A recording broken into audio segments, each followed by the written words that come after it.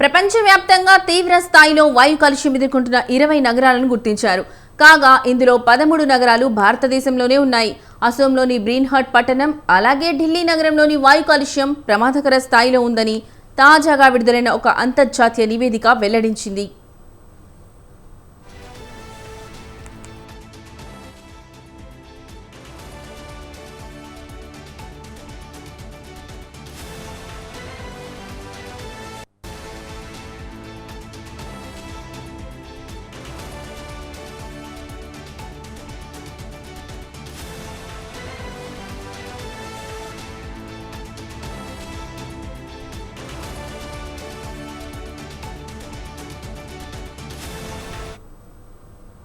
వాయు కాలుష్యం మరోసారి తెర మీదకు వచ్చింది. వాయు కాలుష్యానికి సంబంధించి ప్రపంచవ్యాప్తంగా తాజా లెక్కలు వెలుగు చూశాయి. ప్రపంచవ్యాప్తంగా 20 నగరాలను అత్యంత వాయు కాలుష్యం ఎదుర్కొంటున్న సిటీలుగా ఒక అంతర్జాతీయ నివేదిక వెల్లడించింది. కాగా ఈ 20 నగరాల్లో 13 నగరాలు భారతదేశంలో ఉన్నాయి. అలాగే ప్రపంచంలోనే అత్యంత వాయు కాలుష్యం ఉన్న దేశంగా భారత్కు 5వ స్థానం లభించింది. ఈ సందర్భంగా అసోంకు చెందిన బ్రీన్హట్ పట్టణాన్ని ఈ అంతర్జాతీయ నివేదిక ప్రత్యేకంగా ప్రస్తావించింది. అసోంలోని బ్రీన్హట్ పట్టణాన్ని భారతదేశంలోనే అత్యంత వాయు కాలుష్యం ఉన్న పట్టణంగా ఈ నివేదిక పేర్కొంది.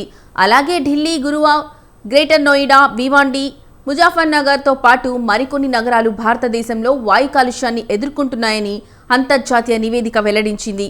ఇటీవలి కాలంలో ఢిల్లీ నగరం వాయు కాలుష్యానికి మారుపేరుగా మారింది. కొన్నేళ్లుగా ఢిల్లీ నగరంలో కాలుష్యం పెరిగిపోతోంది. ఒక దశలో ఢిల్లీలో ఉంటే గ్యాస్ ఛాంబర్లో ఉన్నట్లేనని సాక్షాత్తు ఢిల్లీ హైకోర్టు వ్యాఖ్యానించిందంటే పొల్యూషన్ తీవ్రత ఏ స్థాయిలో ఉందో అర్థం చేసుకోవచ్చు.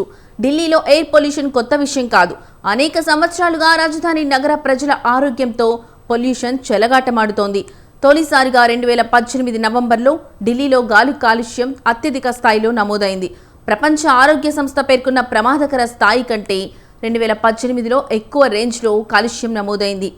దీంతో ఢిల్లీ వాసులు తీవ్ర భయాందోళనకు గురయ్యారు. కాలుష్యాన్ని కంట్రోల్ చేయడానికి ఒక దశలో అక్కడి ప్రభుత్వం బేసీల సంఖ్యల విధానాన్ని కూడా అమల్లోకి తీసుకువచ్చింది.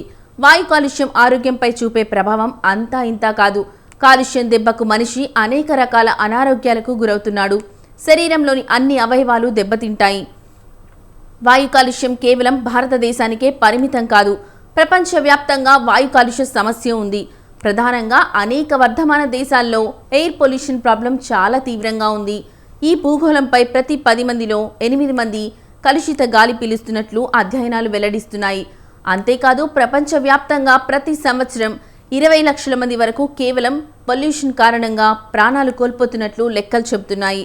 రిఫ్రిజిరేటర్లు, ఎయిర్ కండిషనర్లు, నైట్రస్ ఆక్సైడ్, హైడ్రోకార్బన్లు, సీసం ఇవన్నీ గాలి కాలుష్యానికి దారితీసే ప్రధాన కారకాలు అంటున్నారు సైంటిస్టులు.